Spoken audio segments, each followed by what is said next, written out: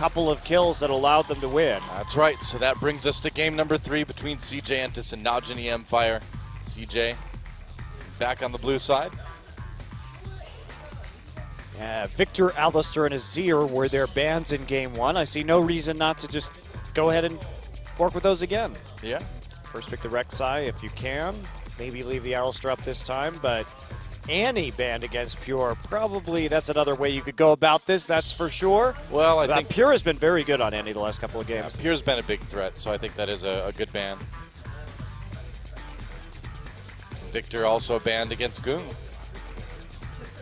Kalista banned from Najin, so... CJ could also just go the route of first picking Azir. Yep. Much safer now that the Goong, or the Goong Victor is out of the way. There's a Rise ban against CJ. So pretty typical stuff. Gragas was their last ban in game 1 when Najin was on the red side. Will they decide to go that route once again? I think they have to think, too, that if they do first pick the Azir, that they're going to not get the Rek'Sai. So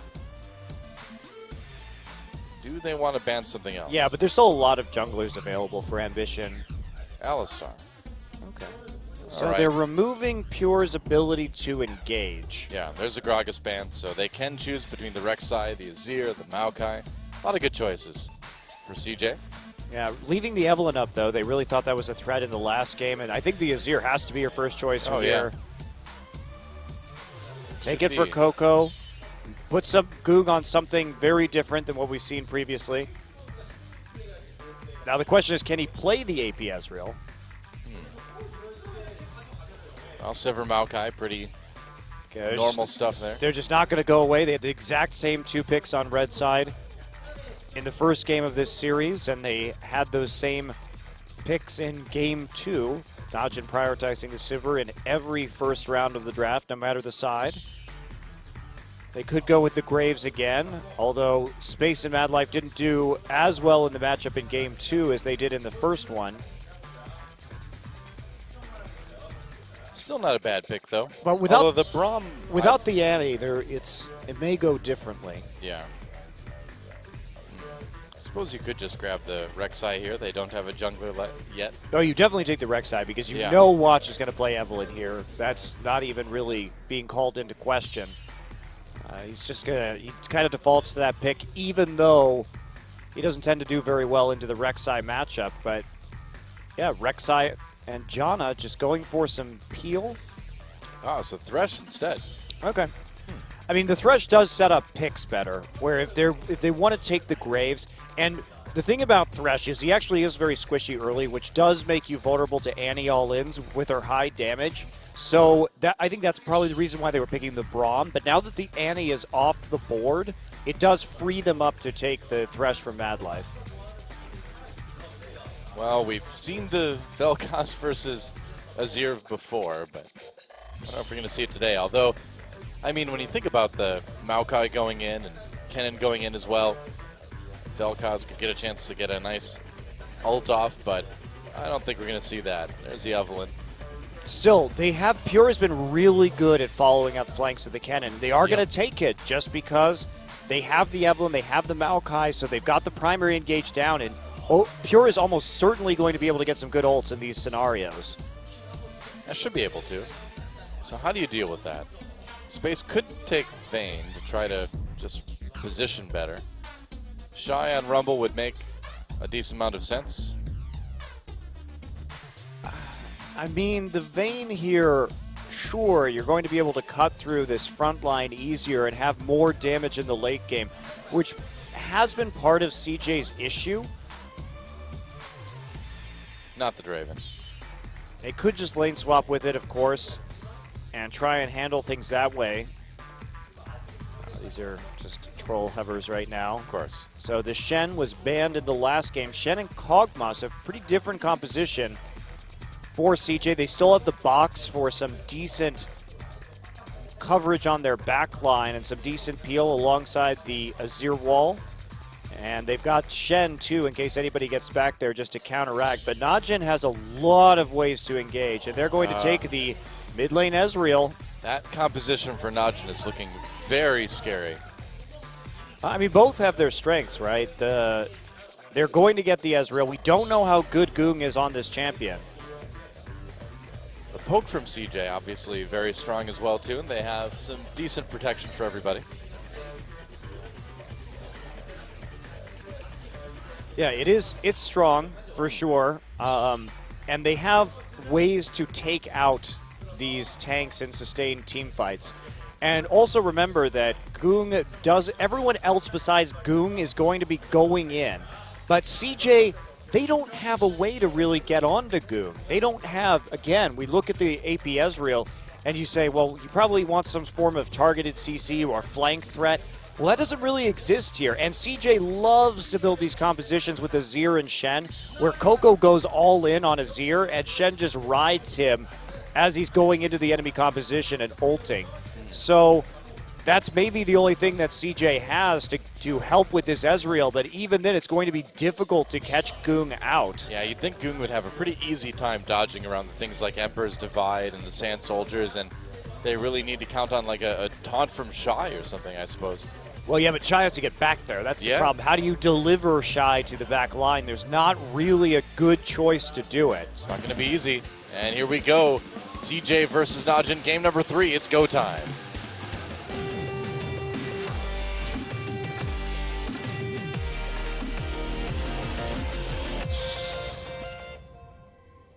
Welcome once again to Summoner's Rift. CJ Entis versus Najin Empire in a best of 3 that could have a major impact on the rest of the season, if not the rest of the year, for both of these organizations. Yeah. And we can hear the fans, still a few of them left. We are currently in the 7th hour of this broadcast. It's been a long day. Things have gotten a bit silly. The pauses, you know. The very long games tonight. Yeah. Pretty much every game 45 minutes or more, so it's been a grueling haul, but it has been some very close games, some very exciting games in this series in particular. Yeah, been exciting for sure. Lots of action. So Space is here. He thinks it's Christmas time. It's just Christmas in July for everybody today. It's not Christmas for Maokai this game, though. Duke always plays the soccer skin. Yeah. Okay, so Goong, a big test for him. How good will he be on this AP Ezreal, a champion that is not really very Goongy. Yeah, I mean, he made stuff like Cassiopeia sort of work, but... I mean, I suppose it's like a little bit like AP Nidalee, which used to be very good at, but yeah. Less follow-up for all-in. Just poking. I think it's the type of champion, though, that mechanically he should be able to handle just fine.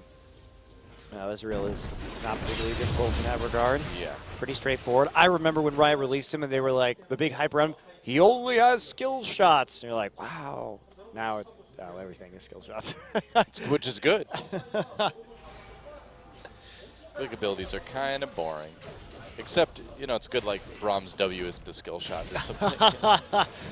Oh, I missed my ally. Oh, he's dead. That would Bummer. suck. Well, Pure and OQ should be able to push this lane pretty hard early on. Yeah, I'm intrigued that they went back to this, by the way, because Mad Life, I think, wasn't expecting another one of these bully supports after they banned out Annie and Alistair. Supports that he really had to be worried about getting all in with, but Kennen definitely one of those. So maybe not thinking about that matchup too much right off the bat. And we do see Space and Mad Life push right into the tower early on in this game. Shy getting denied a lot of CS by the Maokai too. Wow, Goong getting poked really hard by Coco early on as well. Yeah, we've seen this matchup really be difficult for Ezreal early in the game. Duke just standing there punching Shy whenever he tries to walk up to CS. That's what you do. That's what you do if you're a big tree. Yep, Just punch a ninja. Just punch a ninja. Or something that is called a ninja. A faux ninja. That's actually what the feudal samurai lords used to do in Japan. They used to plant ninja punching trees around their compounds. Keeps them safe at night. Well, you need some practice too. I mean, you go out and punch the ninja too. You know? Would you punch a ninja? No, man, I'd be afraid of the results. Unless I could, like, take him out in one punch, you know? I don't even think you'd hit the ninja if you tried to punch him. Depends on the ninja. If it was Shen, everybody would hit him. If the ninja was sleeping, I could totally punch him. They sleep with one eye open, though. How do you know? Are you a ninja? No, Did you play a ninja in one of your theater performances? I did not. In your illustrious acting career? I did not. No ninja plays. There are actually sadly few ninja adaptations for the stage, Doa. You know, when you play a ninja in a theater play, there's aren't a lot of lines either, you know? You just kind of hide in the shadows. Kind of defeats the purpose of being on stage because no one could actually see you. This is true. You wear a mask. Yeah, doesn't work very well for conveying emotion. A lot of body language. Interpretive dance. That's right. Ninja interpretive dance. Yeah. The only interpretive dance you can't see. Maybe that's for the best. Well, Ambition coming down. They spot him with the ward, so Pure and OQ not really in any real danger here. Meanwhile, an epic battle in top lane. Tank on tank action. Yeah. Sustained through passives and Qs. See, this Shen skin decided that Shen wasn't flamboyant enough already and decided to have shoulders with like a bunch of spikes on him. And just be bright red, too. You know what? Just screw it. Yep. Just give up. Give up completely. Surgeon Shen is probably like the most stealthy of all of them. Because you only see him if you're like really sick. And then you want to see him. I suppose, depending on his qualifications, how good he is. Yeah. We don't know if he's a great surgeon or not. It's true. He spends most of his time running around Summoner's Rift like an idiot. He doesn't really run. He sort of crab walks, you know? Like a weird, like, crouching scuttle. I said, like an idiot, Noah. It's true. Oh, grab onto Pure. Can they get a little bit of trading done? A little bit. Not too bad. They will need Mad Life to have some pretty solid hooks this game, that's for sure. Yeah, I just... Who do you hook, though? Well, anybody who you can make a pick on. They have OQ, enough damage. They have it, well, if you can hit him with a spell shield. They have some pick potential with this composition, and they can get some people over walls as well as the long-range damage from Kog'Maw, so it's okay. Like I said, I'm just mostly worried about their late-game team fighting when we compare that to the massive engage that Najin has managed to put up, but Coco really going hard on this turret. I think actually going to dive this. Coco's level 6. I don't know if that's a good idea. I think Ambition should he's just looking for Eve right now. He knows Eve is there, sees her with the Tremor Sense. So I think that was mostly just to protect Coco while he was pushed so far up. But that big minion wave does about 50% of the turret HP damage. Yeah. And he's kept Goong locked up, and Goong, all he has is this flask. Pure's going to have to come to the mid lane. He has no mana. Yeah, it's going to be really tough for Goong to defend this turret. Has to go back. Has to be covered. Yeah, it's a little bit awkward that Pure is there, but so much chip damage down to the tower already that CJ could just play a very accelerated game and try and get a bunch of that global gold and dragons. That wouldn't be too surprising, although it looks like we might have a dragon early on for Najin here. Maybe just some wards, too. Yeah, there's some wards behind. They want to know whether or not that Ambition is now going to try to solo the dragon by tunneling in. Right. That's the idea, as well as see if he's going to be coming through the Tri-Brush for a gank. So it's kind of a double-duty ward at the back of the dragon pit. Very useful against Rek'Sai in particular. Well, Goong will be able to grab his blue buff, of course, which will be nice. Goong also going for, he's not going to try and go for the Sheen. He just really wants to get the AoE wave clear from the Rangers Trailblazer right now. Probably a wise thing to do. Yeah, considering how low his turret already is, yeah, you have to say that's probably a solid choice for him. Space going the more aggressive route here with the Sheen on the Kog'Maw. Oh, Watch is going to get seen. Oh, that's right. Ambition with the knock-up right there. Watch may have to burn a flash to get out of this. Uses his ult to slow down Ambition, but Ambition still chasing. He can still use the tunnel to catch up. Yeah, almost gets him with the knock-up, but they do get the flash from Watch.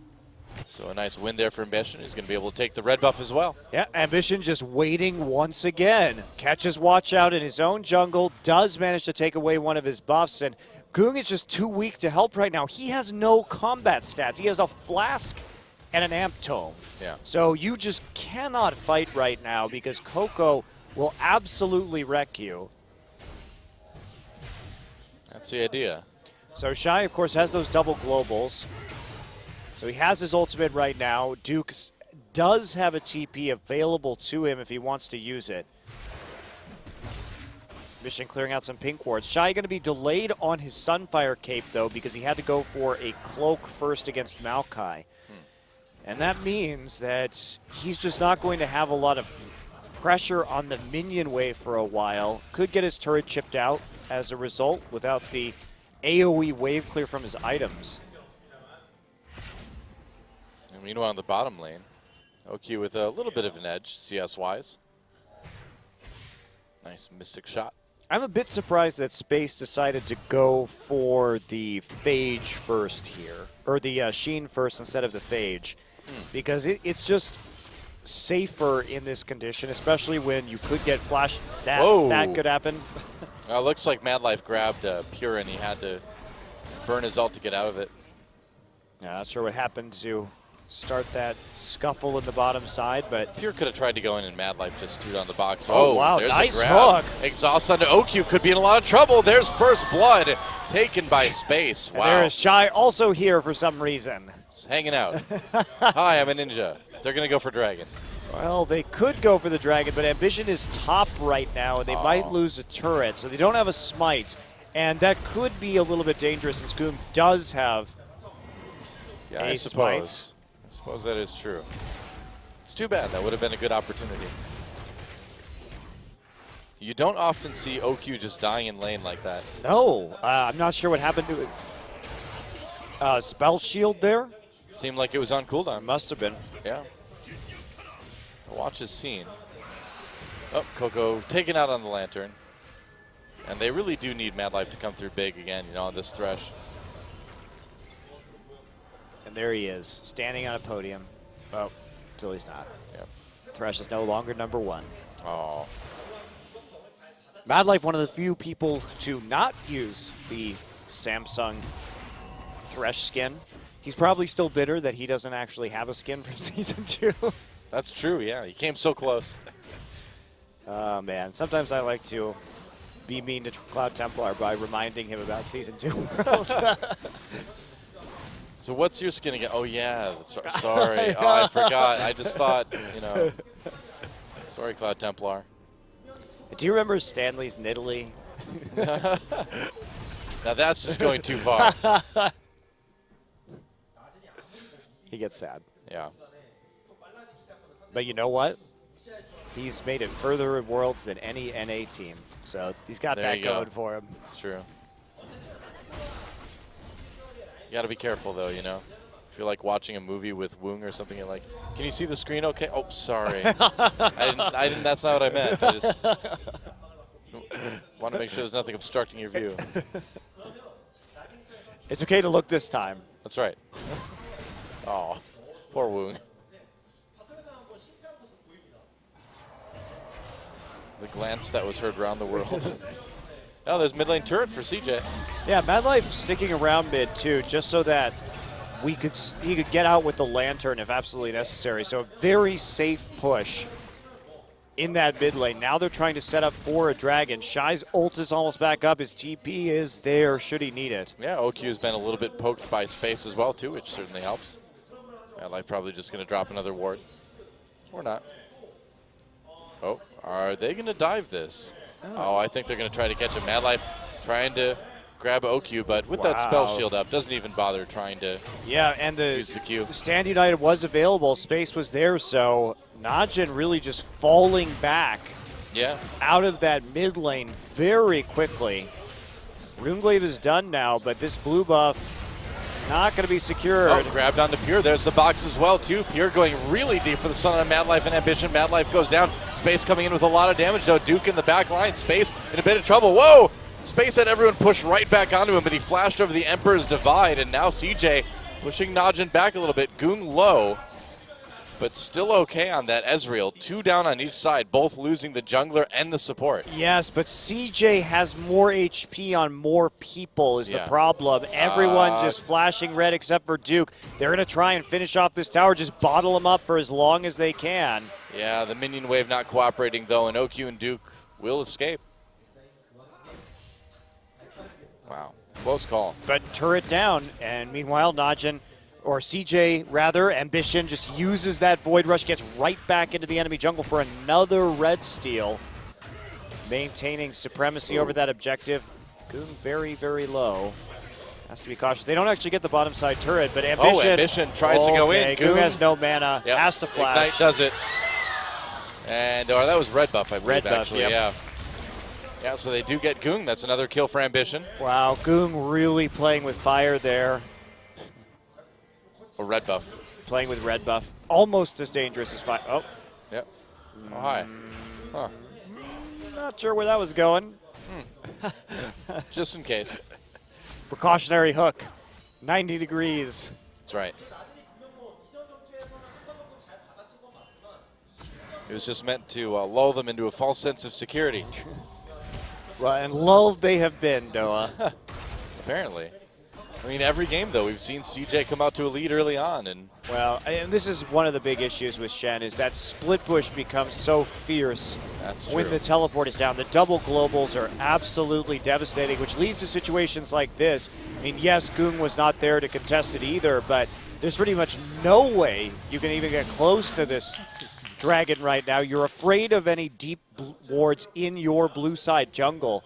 So if that Shen comes in behind you, which as he falls out of sight from the Maokai could come at any moment, really do a lot of work. And that's really Shen's power in this meta, is having more than twice the amount of time that he can normally have to make plays on the map. Those cooldown buffs, very significant for Shen's ultimate. You know, it brings an interesting dynamic to what CJ is trying to do this game that they weren't able to do in the first couple of games, too. I mean, it's just a very different thing for Najin to have to worry about now. Yeah, and they tried to ban it in the last game. This time, Shy picks it up. We've seen a bunch of bans against CJ's Shen play. Sometimes Kuve first picks it. Oh, True Shot Baruj. Oh, a lot of damage onto Space. Gets pulled out on the Lantern, but can he actually escape? He's got a Shen friend. It's true. Stops the True Shot Baruj. Shen friend. The Shen friend, he's here. It doesn't matter if he just has to use his ult like that, because he can get back into top lane at any time he wants. Watch looking for a flank. They want to follow this up if they can, but they just don't have the vision. Pink wards in the river for CJ means that they're not going to have enough information to safely make a call about an engage. Well, CJ's been pretty good about warding this game. It seems like they slipped up a little bit in game number 2, but things seem back on track for the most part now. Yeah, less sloppy plays, and I mean, the pressure just isn't stopping. Goong just continues to have to stand underneath his tier 2 tower while Coco messes with him with the Azir turret in the mid lane. Keeps him from really doing much of anything, being useful at any point. And as long as the Ezreal is contained, they pretty much CJ can guarantee that man advantage as long as they have the Shen TP. So they're playing a very safe style at the moment around the Shen ultimate and the Shen teleport, while Duke is bound to a lane. Meanwhile, Space able to get some decent damage done to this top turret. This is the only tier 1 left for Najin right now. And it may not last too much longer. Yeah, that's the crazy thing, is how much Shen opens up the rest of the map for your team, and means that those teleports are doubly important for Duke than they normally are. Very true. Oh, nice hook over the wall to try to grab Pure. Barely misses. They're still going to be able to get more damage done on this turret. Pure thinking about going in with that slicing Maelstrom. He can't really engage that, though, is the problem. He has to really allow Duke or Watch to open up a team fight and then come through with the follow-up later on. True enough. Ambition taking a lot of watches jungle right now as well, too, preventing Here we the go. Raptors. They're going to try to engage. Several used. They're going to bring space back through the wall even. Mad Life flashing to give that Lantern a little bit of extra distance. Yeah, great counterplay. Mad Life already back and set that up. They didn't have to use any summoners to attempt that play from Najin, so they get something out of it, but those ults maybe enough to actually secure the top lane tier 1. Coco just going to single-handedly take the blue buff because Goong has not been a relevant factor in this game whatsoever. Has his Ludens now, so if he's going to do something, he needs to start doing it soon. Yeah, we'll see if they can. I mean, right now, CJ with all the pressure. Yeah, and they also came out to a very healthy gold lead of 4K. Yeah. And they've taken away so many buffs from Dodge, and they're going to take away another. Nope, not quite. Oh, Ambition gets it with that True Shot Barrage. Nearly gets the red buff, but has to book it out of there. Yeah, Goong picked it up with the True Shot Barrage, so that's a nice pickup at the very least for Naj, and maybe now his poke combined with that Luden's Echo will be enough to whoa. Jeez. Not just hiding her faces, I know. getting it entirely off the camera. She forgot her I Love Watch shirt at home and was really embarrassed. I'm fortunate that I have not yet seen an I Love Watch shirt. I haven't either. But she looked like the type. I'll get you one for Christmas, Noah. Sure. Just have a big watch I'll face be on like, it with a bunch I- of pink hearts around it. Can I be in a K-pop video with you, Watch, next time I see him? I mean, if Watch can be in a K-pop video, I can certainly get in there. I don't know what kind of logic that is, Dylan, but okay. Well, I don't know. I just want to be in a K-pop video. I think that's it. Well, I certainly don't, so I think K-pop is terrible. I just feel like in the video game of living in Korea, I feel like being in a K-pop video kind of is beating the game. Is it beating the game? It's not just another achievement. I don't know. It kind of seems like beating at the game. At Is a that certain level. the final boss? It K-pop depends. Depends on the group. G-Dragon the final boss of Korea? Depends. I mean, I wouldn't be fighting G-Dragon or something like that. Why not? Maybe that's what the K-pop video is about. Doe versus G-Dragon. Yeah, we could do it. We'll call you D-Dragon just to confuse everybody. G-Dragon versus D-Dragon. This sounds like a great idea. Oh. It'll be a Oh, big poke. The winner gets to be more dragon. The ultimate dragon. This is sounding more and more like a wrestling match than a K-pop video. I'm okay with you wrestling G-Dragon, too. Oh, hook from nowhere. The hook from the black. The darkness produced the hook. Oh, Watch. Getting very close here. Onto Ambition. They're going to bring him out with the Lantern. Yeah, Duke's already here, and Shy has both globals to work with for the time being. Yep, that dragon getting very low. CJ was able to get the first one, and they're pushing him back. Whoa, big Emperor's Divide. Pure pushing the back line, so Dragon still doing damage. Goong throws a Truth Shot Barrage through, does a lot of damage to CJ, and that may be enough. Kills coming in for Najin. Coco still doing work, gets a double kill. Meanwhile, Shy grabs one for himself. Whoa, okay, that was fast and furious, but it was a 2 for 4, I and don't CJ even will know come away where with the dragon. OQ came from, or I mean, where Coco came from in that fight. From behind. Let me see. Oh, Yeah, it was the old Azir flank. So he old- just pounds Boom. him with the Emperor's Divide. He has the Shen ult shield on him, so he flashes out. And Shen sort of ends up at the back line at that point. Coco ends up eating a bunch of dragon shots, but not before he sets up his Sand Soldiers. They converge onto Watch. Space got Goong with the Kog'Maw post-death explosion. Can't dodge everything, can you, Goong? Hilarious. Well, Ambition already has his locket, and that's certainly going to help against Goong, Pure. He's got a locket in his pocket. That's right. He's not afraid to use it. It's not where you normally keep lockets. No, you normally wear them around your neck, I believe. Why do the Iron Solari have lockets anyway? To keep little pictures of their loved ones that they can look at on the battlefield. Obviously. Aren't the Iron Solari some sort of heavily armored knighthood? Yeah, maybe. I don't Doesn't even mean know. they can't wear lockets. What is an? I know there's an Iron Solari Leona skin, but I don't know what the Iron Solari actually do. I don't even know what anybody in the League of Legends world actually does. What does Noxus Really? do? What does Demacia do? You know what Tom Kench does, man. It's pretty obvious. He eats things. I'm just saying these countries have no identity. One's a bad country, one's a good one. Oh, real deep. And one's a technological bad country, and one's a technological good country. Oh, nice poke onto OQ. They grab Pure as well, too. Pure completely picked off. Another kill for Space, and there goes the Tier 2 turret. The old CC train from hook to knockup. And Space already with that Trinity Force and the Blade of the Ruin King easily able to power through a Kennen who doesn't even have a catalyst yet for his Righteous Glory. Yep, they gave Mad Life a hook champion. Oops. Time for some quality hooking. Yep. That's right. He is a great player of those types of champions. Oh, Goon getting a little bit of poke in onto Space, but he'll be able to heal up just fine. Two-shot barrage not doing enough. And there goes another Tier 2. Their siege is just so intense with this Azir and the split pushing too. Now that Shy is just sitting around taking tower shots, I guess. Yep. Just kind of being a ninja. Oh, nearly being a dead ninja. It's okay. Just TP back in whenever he wants at this stage.